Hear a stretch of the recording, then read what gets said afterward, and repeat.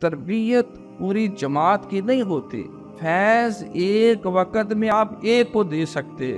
جس طرح کمپیوٹر کا ایک اصول ہے، ایک ویب سائٹ سے ایک وقت میں لاکھوں کروڑوں لوگ جو ہے وہ ڈیٹا ریٹریو کرتے ہیں، پاس کرتے ہیں، آتا ہے جاتا ہے، سلسلہ قائم رہتا ہے. دیکھنے والے کو لگتا ہے کہ کمپیوٹر سب کو بیک وقت وہ جو ہے وہ ڈیل کر رہا ہے ایک ہی رو میں. ایسا نہیں ہوتا.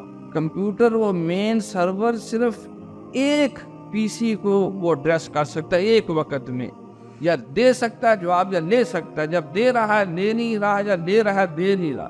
یہ 0101 0101 یہ ان کے سارے ہیر پھیر سے اگر صرف 0 ہو تب بھی کچھ نہیں، صرف 1 ہو پھر بھی کچھ نہیں. آپ سارے آج کل کمپیوٹر کے دور میں ہیں. میں نے بھی جب MCS کیا تو ہمیں بھی استادوں نے یہ بات سمجھائی، لیکن دیکھنے والے کو لگتا ہے کہ نہیں وہ سب کو کر رہا ہے ڈپلائی.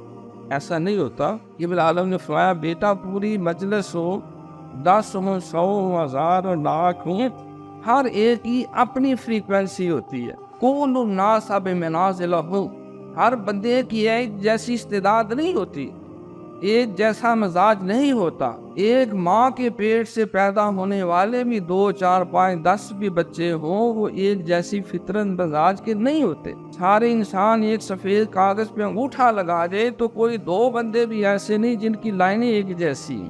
ہر ایک کا DNA علیحدہ علیحدہ. لہٰذا توجہ انڈیویجول کرنی پڑتی ہے، فوکس کرنا پڑتا ہے.